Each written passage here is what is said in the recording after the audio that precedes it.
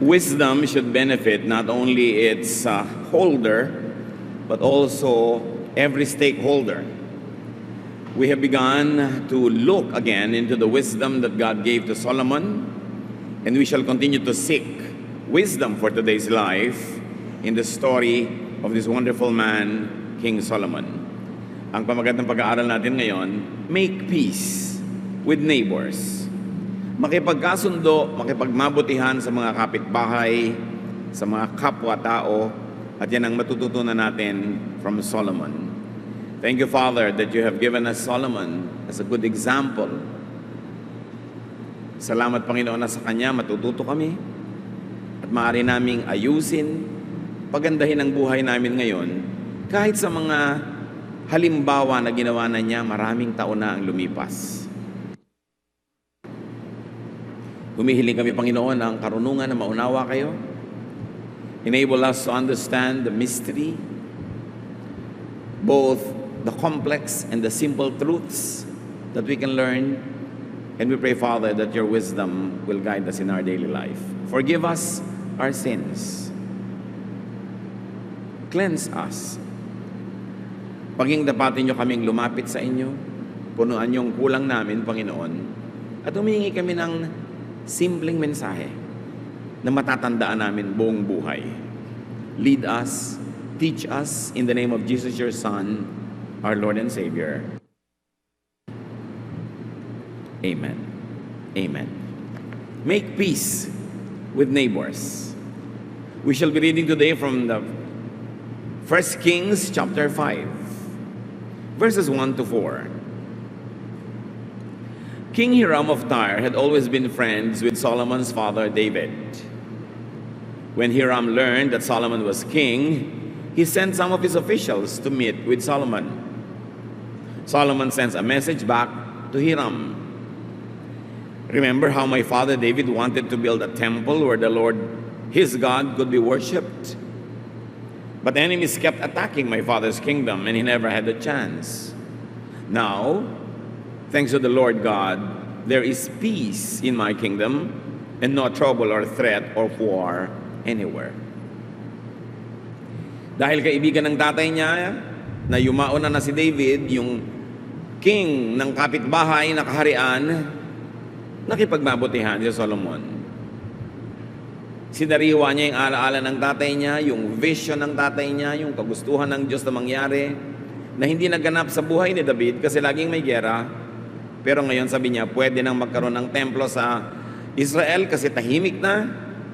So, yun ang kanyang ipinaalala sa kaibigan ng tatay niya. He's really wise.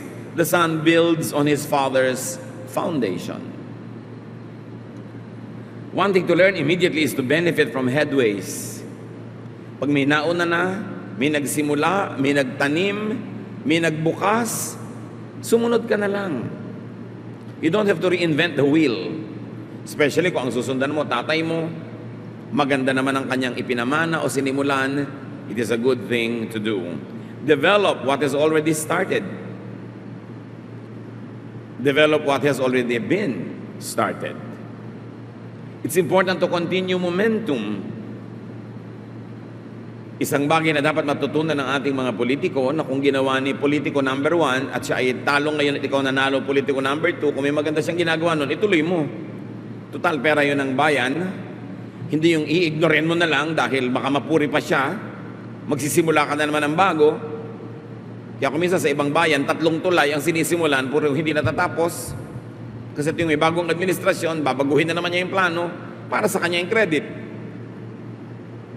But Solomon would build on his father's foundation. And very wisely, he would continue friendships. Alam niyo, ang mga kaibigan, precious. Mahirap gawin, mahirap imbentuhin, matagal i-develop. So ang matatalinong mga anak will continue the friendships that their parents had already started. Kung may mga kaibigan ng mga magulang nyo, kahit mas matanda pa nga sa inyo, ipagpatuloy niyong kaibiganin. Kasi hindi na kayo kailangan magsimula, makisama uli. Dahil yung pinagsamahan nila, credited na sa'yo yon. Itutuloy mo na lang. It is good to benefit from friendships with older people because they are much wiser, they have much more experience. Matalino talaga tong si Solomon. Agad siyang nakipagmabutihan, hindi lang dahil kaibigan yun ng tatay niya, kundi pwede niyang maging kaaway yun. So one less enemy, one more friend, that's double the benefit. Verse 5. The Lord God promised my father that when his son became king, he would build a temple for worshiping the Lord. So I've decided to do that.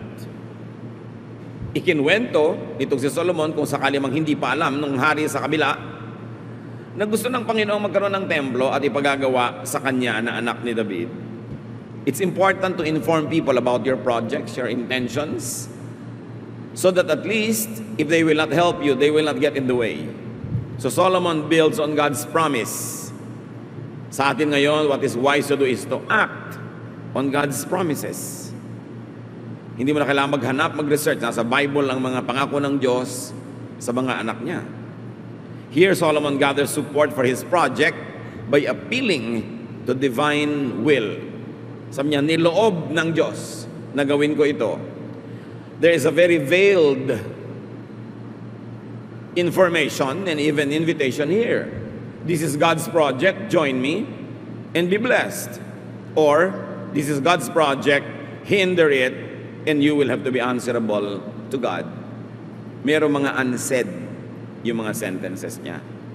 Ang mga mayayaman pong mga salita, bukod dun sa sinabi, meron pang ibang laman na dapat ay naiintindihan nung marunong at nung maghahanap ng mga mas malalalim pang kahulugan.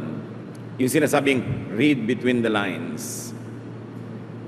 Verse 6, I'd like you to have your workers cut down cedar trees in Lebanon for me.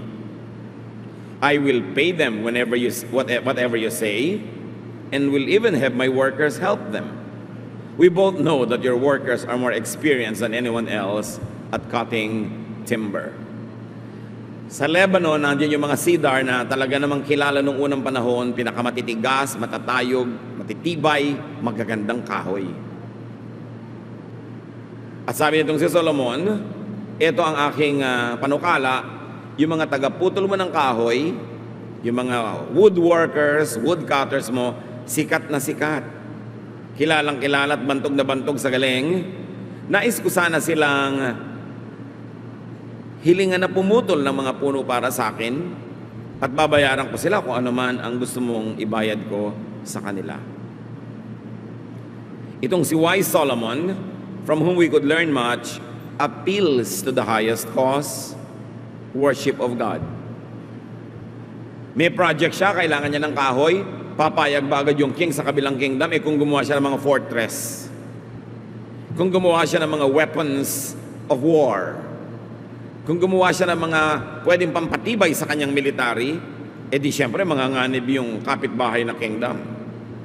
But he clarifies that his project was religious. Therefore not military, therefore not a threat. Ang matatalinong tao, hindi ninyo tinatakot ang inyong mga katabi, pinapapahingan nyo ang kanilang kalooban para hindi nila kayo pigilan. Do not needlessly threaten people. Pagpapaasenso kayo, dapat yung mga tao sa paligid, hindi sila ma-threaten. Huwag silang kabahan na baka talunin nyo sila, agawan nyo sila, makawawa sila. Kasi ang gagawin nila, hahadlangan nila kayo. Don't make people jealous or envious because they will stand in the way and stop you from achieving more. Threats make people defensive and offensive. And it takes a lot of talent and wisdom to make people relax in your presence and to be at peace with your dreams and with your ambition. Na alam nila na hindi yun makakasama sa kanila. Why is it wise to make people accept and even like our plans? Because we need help.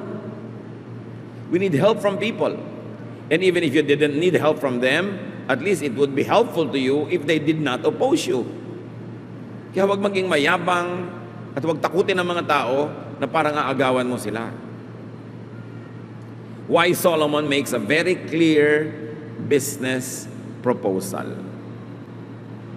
His letter to the king was about product, service, and payment. Sa buhay natin ngayon, ask for trade, not for charity. Hindi sinabi ni Solomon na, total po, kaibigan kayong matalik ng tatay ko, pwede po bang pahingi ng kahoy? Total, mayaman naman kayo, baka pwede namang hiramin ng inyong mga manggagawa at pagpapaputol po ako ng mga kahoy. No, no, no, no. You offer some payment. You offer trade. Ask business partnership, not patronage, not awa. Mga kapatid, magpakatalino. Tuwing nakikitungo tayo sa ating kapwa, liban na lang kayo'y sobrang bata, sobrang matanda, o sobrang may sakit, always offer a business proposal. Sabihin ninyo, alam mo, kailangan ko sana ng sasakyan mo. Pwede ko bang arkilahin? Hindi hiramin. Wala ka palang magsasakyan, edi magbus ka. Ikakasal ang anak ko, edi mag-tricycle, wala ka palang kotse. May kotse ka naman, edi renten. Sabi mo, mayaman ka naman, baka pwedeng hiramin na, kaya nga yumaman yung tao, nagtitipid Kasi gusto mong pitasan. Mabuti sana kung kasama ka nagpayaman sa kanya. Kung wala ka namang kinalaman sa pagkayaman-yaman niya, ba't gusto mong pumitas? O kaya, pinahiram ka ng kotse, isoli mo naman, puno ng gasolina. Hindi yung naubos pa. Yung driver niya, bayaran mo. Nakigamit ka ng rest house, nakigamit ka ng bahay ng may bahay, may bantay doon, bigyan mo naman ng malaking tip. Kung hindi ka man pinagbayad ng rent, bayaran mo yung kuryenteng nagamit nyo. Kasi actually nun, hindi ka naman nagbayad nun, hindi lang siya nag-abono para sa'yo. Ang tanong, bakit ka naman magbabakasyon at mag-aabono ang kapwa mo para ka magbakasyon? Mabuti sana kung magpapa-opera ka, kamamatay mo, hindi mo operahan, baka pwede pang mag-abono kapwa. Pero gusto mong magpasaya sa buhay, pwede bang hiramin yung rest house sa Baguio? Bakit? Kasi pinsan kita. Kasi kamag-anak kita. Kasi. Bakit? Binigyan mo ba ako ng pera noon, papagawa? Ba't ngayon gusto mong gumamit ng libre? Mayaman ka naman. Kaya nga ako yung mayaman, kuripot ako Gusto mo akong paghirapin dahil mayaman ako. So pagka ganun, offer to pay. And when people don't like you to pay, at least offer. Sige, yung mga kuryente man lang, yung magbibigay man lang ako para yung floor wax mapalitan, yung gagastusin naming tubig, yung lalaban ng mga kortina at bedsheet, malaban naman, hindi na kayo mag-abono. Alam nyo kasi, pag hiram kayo ng hiram, kakayamutan kayo. Always offer to pay. Ang hindi lang nagbabayad, yung sobrang bata, sobrang tanda, o sobrang may sakit, lahat nagbabayad na. So, matalino si Solomon, hindi nang hingi. Take note mga manghihingi Pag lagi kang ganyan, pagsasawaan ka. Dapat laging may tumira ka sa bahay ng may bahay, nung umalis ka, nagregalo ka ng isang bagong complete bedsheet. Para naman yung niluma mong bedsheet mapalitan. Darating ka, oras ng pagkain, lagi kang may madalang prutas, grocery. Hindi yung dala mo lang empty stomach. Walang matutuwa sa'yo kahit sarili mong nanay. Ang tanda-tanda mo na laging empty stomach, hindi ka nag-aabot. Magbabakasyon ka sa mga magulang mo sa probinsya.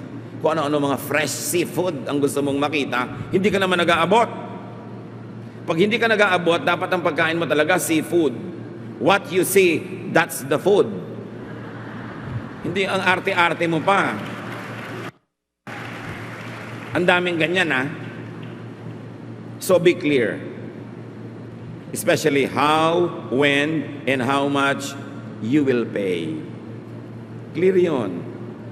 Hiniram mo yung yaya ng isang mong pinsan, isang linggo, at least yung sweldo nun for 1 week, ikaw magbayad.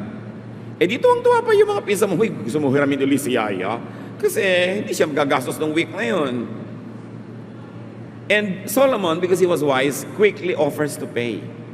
Hindi sa matagal, hindi bukas.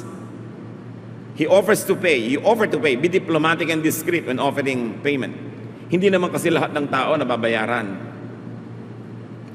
Alam niyo, minsan nagdadrive ako, merong retreat ang ating church sa Batangas. So I was alone. I was driving to Batangas. naisipan ko kumain muna dyan sa mga bulaluhan sa Tanawan. Di inila ko si kotse, bumaba. At kakain ako nung naalala ko, hindi ko dala ang susi. Naiwan ko ang susi sa loob ng kotse, umaandar aircon. Paano yun? Di naman ako marunong magbukas. So nalaman ng mga tao may problema ako, dumami na yung mga osyoso. Hanggang mamaya dumating yung matanda na mukhang kagalang-galang, mukhang may say sa buhay. Sabi niya, ano bang kailangan mo? Ganyan, ganyan, ganyan. Nagpakilala, kanya pala yung restaurant. Kanya pala yung mga iba-ibang mga restaurant doon. Alam niyo yung mga Grace at saka sister niyang ganyan-ganyan dyan sa Tanawan, sa Kalamba, itong chain nito. Ang ginawa ng matandang ito, pumunta pa doon sa bayan ng Tanawan, sumundo ng susungkit ng kotse, ng pinto. Nag-abala pa siya, gasolina, pagod, at kumuha pa siya ng taga-sungkit. Nung nagawa, hindi ko ngayon malaman, babayaran ko ba ang matanda? Mayaman naman, may mga restaurant, may mga gasolinahan, tapat-tapat dun sa Tanawan. Sa Santo Tomas pala, ha? So, alangan namang ipresyon ko na dahil mayaman siya, walang bayad. Baka naman tanungin ko magkano, may insulto. Ano kayang gagawin ko? So, sunod-sunod ako sa matanda. Sabi ko, papang. Siyempre, nakipapang ako dahil mayaman. Papang. Paano ko po kayo mapapakonsuelohan? Hindi naman ang tanong, neutral. Anong konsuelo? Naabala naman kayo, naggasolina pa kayo. Paano po kayo makukonsuelohan? Siyempre, alam mo, sabi ko, paano ko kayo babayaran? May mga taong hindi ganun ang approach dapat, no? And of course, I like to repeat, I don't want to presume na hindi siya magpapabayad. Malay ko. So, paano ko po kayo mapapakonsuelohan sa pagod nyo? Sabi yan, yung ngiti mo na yan, konsuelo ko na. Sabi ko, abay, matala palang mangitian itong si Papang, ano? Pero sabi ko, bukod po doon, gusto ko namang medyo talagang may effort ako para makonsuelohan kayo. Sabi niya, wala naman ako maiisip. O, tingnan dito ka sa Santo Tomas at kakain ka rin lang dito na sa restaurant namin kaysa sa iba. Kaya kayo, doon kayo kakain sa may mga Grace. Ha? Yung pangalang Grace, mga bulalo-bulalo doon. Yung tapat nila, mga gasolinahan, kanila pa rin yun. Magkapatid na Grace yan, may mga asa-asawa. Pero yung tatay nila, alam nyo, sumakabilang buhay na. Pero hindi ko siya makalimutan dahil tumulong siya. And in our lives, we always encounter these issues. Babayaran ko ba? Paano ko babayaran? Baka mainsulto. Ayoko naman mag-presume na libre. So anong gagawin ko? Kaya kailangan pinag-iisipan yun para hindi tayo kadalaan ng kapwa.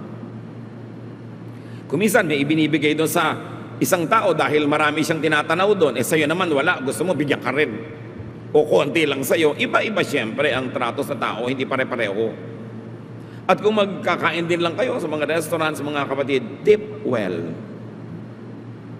At kung gusto niyo ng good service, gusto niyo talaga good service.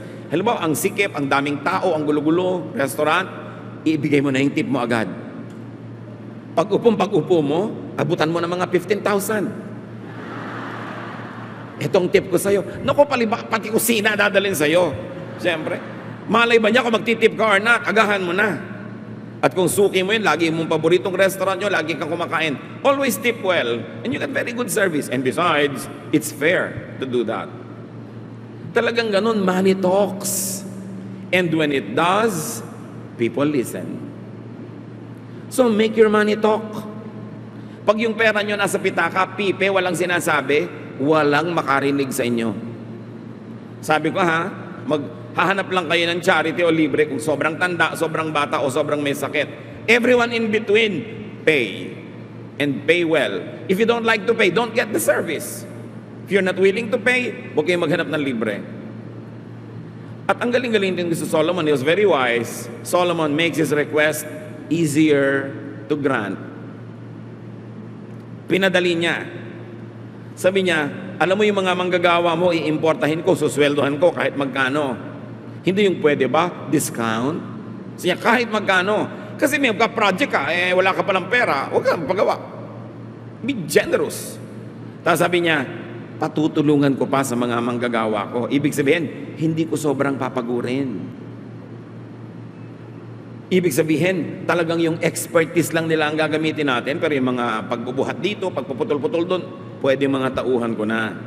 pinadali niya para mag-oo yung tao. Lubricate the machinery. Help people say yes more easily. Pwede bang makitira ako sa bahay mo, ipaparepair ko yung sirang bubong? Ay, yes, agad yon. Hindi yung walang napala sa'yo, na abala lang siya. Kahit ka kamag-anak, kahit ka mahal sa buhay, pagsasawaan ka. Kaya pag ang tao tamad, hindi nag-entrega, mahiga lang, naiinis ka sa itsura. Maupo lang, nayayamot ka, manonood ng TV, naiinis ka, mag-electric pan, ang init-init ng mata mo. Kasi walang ibinibigay. Subukan mong tambak-tambakan kanya, baka minamasa-masahe mo pa siya habang nanonood siya ng TV. Ganun talaga ang mga tao, mukhang pera. Sino sa inyo hindi mukhang pera? Hindi ba? Lalo matatanda, naku talagang cash ang usapan dyan. Pagka hindi ka nag-entrega, medyo late ka na, naku masama na loob, madamot na ng konti. Yung third class na bigas na ang isinasaing sa'yo. Kung gusto mo magandang treatment, pay. Anong gagawin nyo? Pay, walang libre. At huwag hingi ng discount. Give as much as you could. Because when you are generous, you pay well, may mapapansin kayo. Lalo kayong bibigyan ng Diyos. Pero kung kuripot kayo, laging gusto nyong makalamang, tawad kayo ng tawad, kahit nangangalirang na intindera sa hirap, tatawad ka pa, mapapansin nyo ang bagal pumasok ng pera sa pitakaan nyo. Ang mga pera kasi ayaw nila sa kuripot. Ayaw nila sa kuripot. Nabobor sila, ang tagal na nila sa pitaka, hindi pa sila nilalabas. Ay, hindi kayo. Pamamalita nila sa ibang pera, huwag kang papasok dito, boring ang may-ari dito. At biblical yung principle na yan, ha? Sabi ng Diyos, give and it will be given to you. Diba? Kung paano ka magbigay, ganun din ibibigay sa'yo. Yung lesson na yan, konti ang nakakaalam. Akala nung iba sa lagi nilang panghahapit sa kapwa, panglalamang, ay nananalo sila. No. Solomon was really wise. Why Solomon praises King Hiram's men. Sa niya, ang gagaling ng mga tao mo, kilala talaga. Be generous with praise. Make people feel good, not bad, about themselves. Alam nga namang tuwing bubuka ang bibig mo, may sumasama ang loob, may nagagalit, may nagtatampo. Liliit ang mundo mo, kukunti ang mga kakampi mo, magkakaroon ka ng mga kalaban. Be wise. Just be truthful that when you praise, you are not lying. But there's always something good to praise in life and in people. Verse 7. Hiram was so happy when he heard Solomon's request that he said, I am grateful that the Lord gave David such a wise son to be king of that great nation. Kita nyo, ang talino talaga ng Solomon, sumaya yung nakatanggap ng kanyang request. Kayo ba sumasaya pag nakakatanggap ng text ng mga kamag-anak? Lalo yung mga OFW nasa abroad, makakatanggap ng message, makakatanggap ng email, ng PM. Nakakasaya ba yung natatanggap nyo? O nakakaluksa? Meron nga, pag nakita mo yung pangalan niya, may phobia ka na, ayaw mo nang basahin eh. No? Alam mo na ako, hihingi na naman ito. Manghihiram na naman ito. May kailangan na naman ito. Tiyakin yung mga kapatid, kayo ang nagte-text, hindi kinakatakutan. Hindi yung 3 araw na, ay sorry, ngayon ko lang nabasa. Low-bat kasi ako. Siyempre, pag hingi ka ng hingi, laging low-bat yung tinetextan mo. Laging walang signal. Pero sabihin mo, alam mo, may ibibigay ako sa'yo. Sagot agad yun. Ganun lang kasimple ang human nature. So Solomon's message was good to receive. Make people happy with your message. With your arrival, with your presence, with your participation. Kasi alam nila, tuwing darating ka, may dala ka. Tuwing dadalo ka sa gathering, may bit-bit ka. You don't come empty-handed. Tuwing sasali ka sa isang event, nagko-contribute ka. Pag may trabaho, nagvo-volunteer ka magtrabaho. Alam nyo kung sino lang yung exempted sa mga trabahuhan pag may mga gawaan? Yung financer. Kung ikaw naman gumagastos, umaandar yung pera mo, pwede ka nang manguyakoy. Pero kung wala ka nang kontribusyong pera, you're a warm body. is a good contribution. May handaan kayo, wala ka naman dinonate na pera, di ikaw magkaliskis ng lahat ng isda. Ikaw ang magrelyeno ng lahat ng dulong. Total, wala ka pera. Anong gusto mo? Libre. Brighten up a room just by entering it. Be a giver of happiness. And you'll be welcome everywhere. Make people happy with your text. At mga kapatid, kung sakasakaling may hinihingan kayo, sa bawat isang hingi sa text, dapat may mga 5 ka naman na, love ya, miss ya, musta ka na. Hindi yung text ka, meron ka ba dyan? May problema ako. Hindi ka na welcome nun. Dapat may iba naman na good news na nanggagaling sa'yo. Be wise. So you are liked. So you are popular. 8 to 9. Then he sent back his answer. I received your message and will give you all the cedar and pine logs you need. Kita nyo? Pag nagbabayad kasi, hindi ka natatakot. Kunin mo lahat. May bayad naman eh. My workers will carry them down from Lebanon to the Mediterranean Sea. They will tie the logs together and float them along the coast to wherever you want them. Then they will untie the logs and your workers can take them from there. To pay for the logs, you can provide the grain I need for my household. Matalino rin ang king na to, ha? Marunong di ba kipag-business? Sabi niya, naku, lahat ng kailangan mo meron dito. Pagtatali-taliin namin bilang-bilang, tig sa 10 ang mga logs na to, malalaki. Bubuhati ng mga manggagawa ko mula sa mga bundok, ibababa sa tabing dagat, palulutangin sa dagat, at pahihintuin kung saan mo gusto. Kasi alam nyo, magkapit-bahay sila, may dagat sila pareho. Because this country is in the north of Israel, but both of them are on the Mediterranean. Yung west nila, Mediterranean Sea. Sabi, pagdating naman doon sa Pangpang, tatanggalin nila ang mga tali, at mula doon, kunin nyo na kung saan nyo gustong dalhin. Ngayon, ang bayad, may ganon, ang lahat ng kailangan ko naman ng mga pagkain, yun ang ibayad mo. Malinaw din siya maningil. Hindi yung, bahala ka na. Sabi mo sa tubero, magkano ang bayad, kuya? Bahala na kayo. Ito po ang piso. Tinubo ka. Bahala ka na raw. Alam nyo, huwag kayo nagbabahala na. Sabihin nyo, 300. Kung gipit na gipit ka, pwedeng 250. Pero 300 will make me happy. Alam mo yung trabaho mo, magandang trabaho mo, presyohan mo. Hindi yung nangangapa yung tao. Kasi yung nagbabahala, alam nyo kung anong gusto nun? Baka sakaling malito ka, lumaki. Di ba? Kasi yung sinabi niyang bahala ka, nagbigay ka ng maliit, re-reklamo naman yun eh. So gusto niyang makalamang, kaya bahala ka na. Unless talagang nahihiya magpresyo. Yun namang tao, alam naman niya ang bayad, nagtatanong pang magkano, dahil baka sakaling mura ang i-quote mo, makalamang siya sa'yo. Ganyan ang tao, di ba, mukhang pera. Kung pwedeng makamura yung nagbabayad, kung pwede namang mapamahalang singil nung naniningil, gagawin yun. Pero para maganda samahan nyo, malinaw na lang. Heto ang presyo ko, kung di mo kaya, sorry. Magkano ang presyo mo? Kung hindi ko kaya, sa iba ako bibili. Sorry, clear.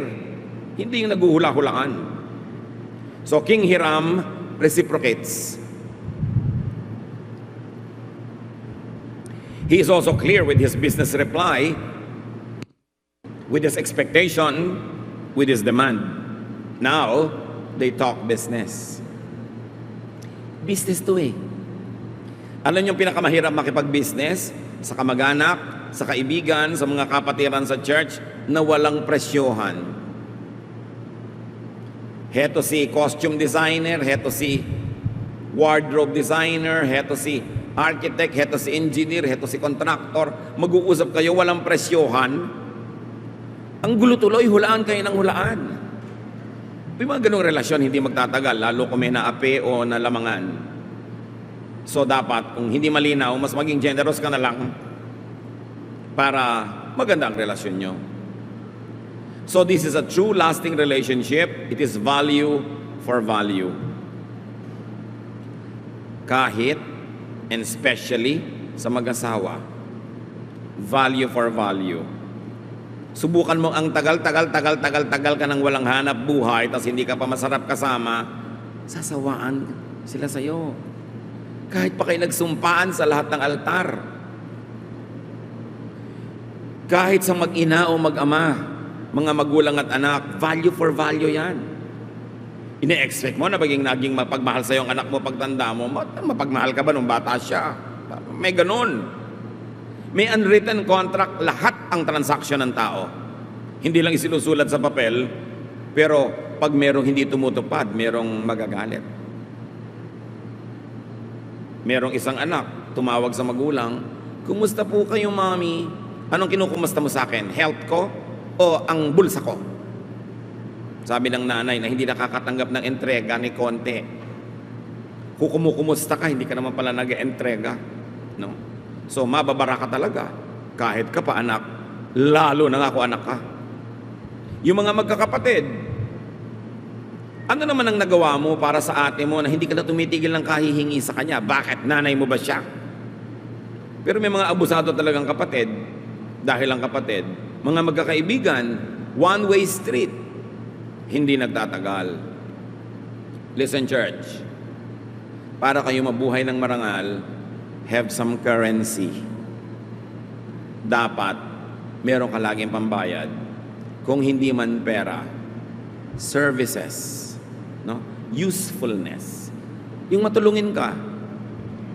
May mga kamag-anak ka, magkakasakit, wala ka namang maiambag sa kanyang hospitalization, magbantay ka.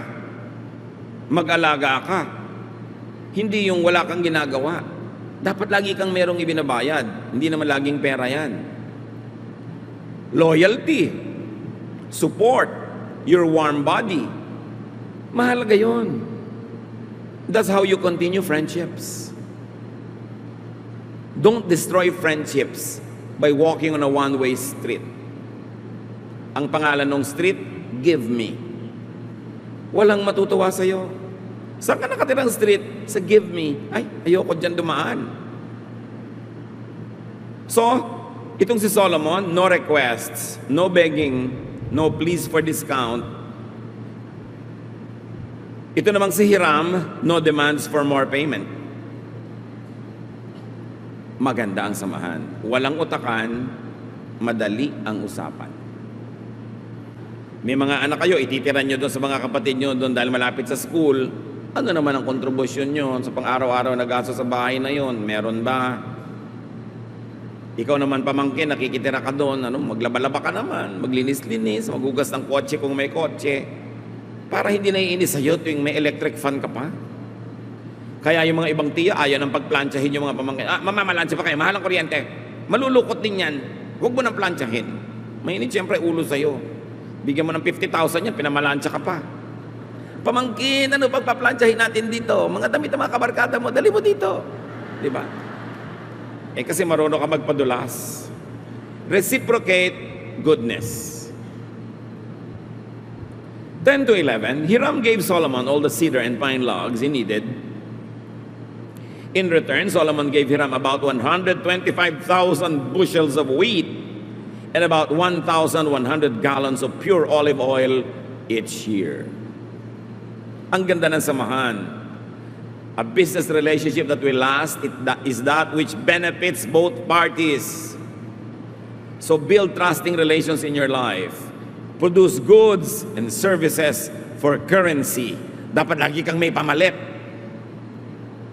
Kung ikaw naman ay walang trabaho, nasa bahay ka, marunong ka mag-ganchilyo kayo na mag-ganchilyo ng kung ano-ano. Pag may biglang nagregalo sa'yo, may pang-abot ka man lang.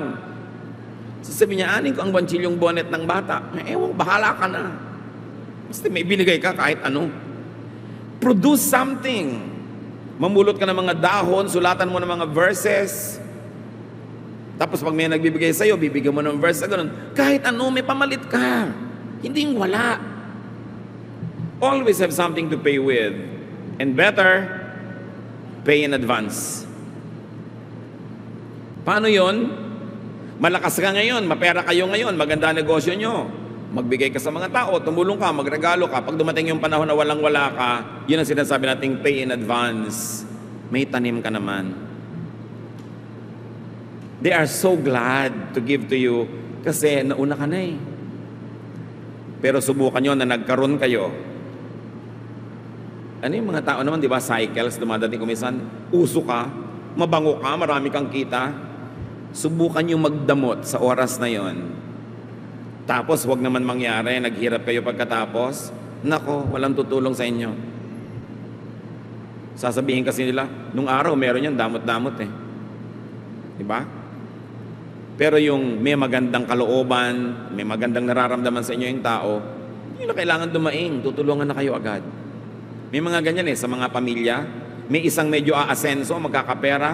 Ang yayabang, kala mo kung sino, hindi naman nagbibigay, tapos nawawalan. Halos walang maawa. Sabi pa nga iba, buti nga. Ganun na nangyayari. So, kung meron kayong surplus, give. Because you are not always sure that you will always have surpluses. So, mag-deposit. Yung any account na walang nakadeposit, edi wala ka mawi-withdraw. Solomon was so good at this. That's why he flourished. Verse 12, the Lord kept his promise and made Solomon wise. Hiram and Solomon signed a treaty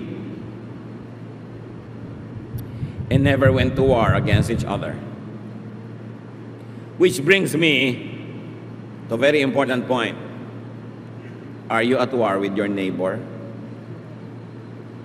Literally, kalaban nyo ba yung neighbor nyo?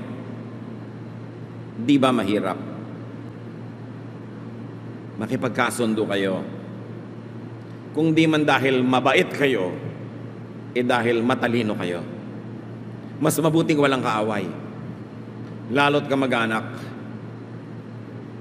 Neighbor pa yon, kung ang kaaway nyo nasa loob ng pamamahay nyo, kapatid nyo, asawa, magulang. May magpa-private message pa sa akin, 6 na buwan na po kami hindi nag-uusap ng mother ko. Nasaan ba siya? Nasa Timbuktu. Nandito po sa bahay namin. Ha? 6 na buwan? Mahirap yun ah. Gaano kalaki bahay nyo? Di syempre makitid lang yung mga hagdan. Magsasalubong kayo, pareho kayo nakatingin sa kabila. Nakakasakit ng leg yun, ha? Pag nandun siya sa kusina, labas ka, nandito ka sa sala, nasa sala siya, punta ka doon sa maliit na gilid. Mahirap na may kalaban. Makipagkasundo kayo kahit di kayo mabait. Magpakatalino lang kayo, makikipagkasundo kayo. Dahil bawat kalaban, hindi lang siya hindi tumutulong sa'yo, may gagawin pa siyang laban sa'yo.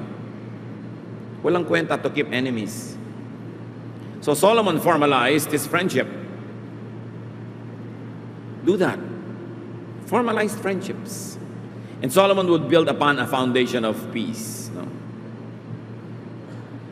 So sa halip na mag-agawan sila ng mga resources, both produced what they could produce and traded. Ganun naman yun eh. Meron siyang kayang gawin, meron kang kayang gawin, exchange. Siyempre may exchange rate. May mga skills na mas mahal kaysa ibang skills, but always produce something. Kundi man goods, services. Habang buhay ka pa, you should continue earning. Ang hirap nung kaya aga-aga nagre-retire. Kaya aga-aga tumitigil ng kumita. Kung humaba pa ng humaba ang buhay nyo, mabubuhay kayo sa charity? Paano kung hindi naging charitable ang mga tao? Anong gagawin nyo? Continue producing. Continue being useful. Dapat laging may katuturan at silbi ang tao. Ang pinakamasakit, yung nararamdaman mong pinagsasawaan ka na. Lalo at hindi ka naman naging sobrang mabuti, ang dali kang mapagsawaan. Kaya may mga araw na malakas ka, ikaw yung tumulong. Kasi hindi mo alam kung biglang maparalyze ka pala ng 5 taon, hindi mo alam yon. Kaya mo naman, ikaw na yung gumawa. Kaya mong magtumulong, ikaw ang gumawa. Kaya mo magbigay, gawin mo. Mabuti yung maraming isinuksok. Maraming itinanim. Hindi man magbunga lahat, di ka mazizero, may magbubunga din. Let us learn from the people around us. Ang dami-daming dumaan na sa buhay, naging masagana, tapos biglang wala. Sobrang hirap ang dinanas, wala man lang tumutulong. Marami nun. Learn from such mistakes. 13 to 14, Solomon ordered 30,000 people from all over Israel to cut logs for the temple. And he put Adoniram in charge of these workers. Solomon divided them into 3 groups of 10,000. Each group worked 1 month in Lebanon and had 2 months off at home. Sarap namang employer ni Solomon, ha? Ipapadala ka, magtatrabaho abroad, syempre malayo ka sa asawa mo, malayo ka sa mga comforts ng buhay, pero 1 buwan lang, 2 buwan ang bakasyon mo pag uwi. Bakit hindi pagpapalain ng Diyos yung ganitong Solomon? Hindi yung kung pwede na lamang na alipinin yung mga manggagawa niya at huwag nang bigyan ng bakasyon. Hindi ba katao? Kung kayo employer, may mga tauhan kayo, kung gano'n nyo kagustong makasama yung pamilya nyo, sila rin. So dapat may bakasyon din. Konting luwag. Tao rin sila tulad nyo, yung nararamdaman nyo, nararamdaman din nila. So si Solomon is so organized. And he is kind to his workers. Be kind to your workers. Pag tumutulong kayo sa mga taong hindi makakasukli, makakagante, Diyos ang nagbabalik. Diyos ang bahala magbalik. Pero pag nanglalamang kayo sa isang taong hindi makalaban, walang lakas para pumalag, Diyos ang sisingil. Laging may balance. Mas mabuti na kung magkakamali ka, yung magkakamali ka sa pagiging mabuti at sobra ang kabaitan, para Diyos ang magbalik sa iyo ng sukli. Sasabihin sa iyo ni Lord, oy, sobra yung naibigay mo sa mga yan, eto, babalik ko sa iyo. Kung kulang, di ikaw ang sisingilan, mahirap yata ang Diyos ang maningil sa iyo. Nagpakatalino, mga kapatid. 15 to 17, he also had 80,000 workers to cut stone in the hill country of Israel. So nakaka 110,000 na tayo ng binibilang na workers, ha? 70,000 workers to carry the stones. Dagdagan mo pa ng 70. And over 3,000 assistants to keep track of the work and to supervise the workers. O hindi ko na mabilang, kaya nga ako nag-mascom. Kayo na magbilang. He ordered the workers to cut and shape large blocks of good stone for the foundation of the temple. So Solomon's project employed many people. Yun lang ang point. Kung kaya niyong gumawa ng mga projects na nag-employ, gawin nyo. It's very good for the people. Create industry. Hindi katulad ng ginagawa ng iba, bagamat hindi naman masama dahil naghahanap buhay sila. Pero import lang ng import kasi mura yung imported. Tapos ititinda dito sa Pilipinas. So in the end, sino na-employ? Yung mga factory workers abroad. Hindi yung mga tao natin. Kung kaya ninyo, dito kayo mag-produce para may ma-employ. Mas madali, pupunta ka lang doon, magtuturo ka lang, mamimili ka, container, papadala mo dito, hindi ka napagod, pero wala ka na employ na kababayan. May pananagutan tayo sa ating bayan. May pananagutan tayo sa ating kapitbahay, yung neighbor, yung kababayan, itong malapit sa iyo. Produce wealth, create industry that will be good for our people, not only for yourself. Kasi kung bibili ka lang ng bibili ng mga imported products, tapos ang laki ng perang iniiwan mo abroad na bayad, ang nakinabang lang, ikaw, at yung ka-business deal mo doon, at yung mga manggagawa doon, pero ang bayan mo walang napakinabang. Kaya kailangan isinasali natin yan sa kwenta. Okay, binigyan ako ng Diyos ng talino, ng pera, ng puhunan, kakayanan. Paano ko ito gagamitin na hindi lang ako ang makikinabang, kundi ang aking mga kababayan din? Mahalaga mag-isip. Social conscience. Don't just make money. Help other people around you, especially your neighbor, because charity begins at home. Help them also make money. And when everybody has money, the economy improves, everybody's happier, and at the end of the day, you will benefit more because there will be less crime, there will be more order, more social services. It's good for all of us. Mahirap kasing maraming mga pera, walang pag-ibig sa bayan. Puro lang paggawa ng pera ang iniisip, pero yung social consequence nun, hindi na isinasaalang-alang. Alam nyo yung hindi lang nagsasaalang-alang ng social consciousness? Yun lang dapat nasa emergency level, yung buhay at kamatayan ang nakataya sa paghihirap. Then, ang gusto mo, mag-survive ka na lang. Pero pag lampas ka na sa survival level, especially kung may surplus money ka na, hindi ka na mamamatay sa gutom in the next 3 months, Dapat mag-isip ka naman ng bayan. Isipin mo naman ang kapitbahay. Isipin mo ang iba. Mas pagpapalain ka ng Panginoon pagka ganon. So, verse 18, Solomon's and Hiram's men worked with men from the city of Gibal, and together they got the stones and logs ready for the temple. Ang ganda ng ending ng chapter, parang wow, itatayo na ang temple, nandyan na ang mga gamit. Everything was in its place. But let's get back to our lives. Make your own temple. What is your project in life? Solomon was making the temple not only for himself, but for his country. What is your project? And very personally, make peace with your neighbors. Life is a lot easier and nicer if you are living peacefully. Trade, don't ask. Makipagkalakalan, huwag mamalimos. Laging mag-alok ng maibibigay mo, magbayad. Coexist. Do not be a parasite and live on others.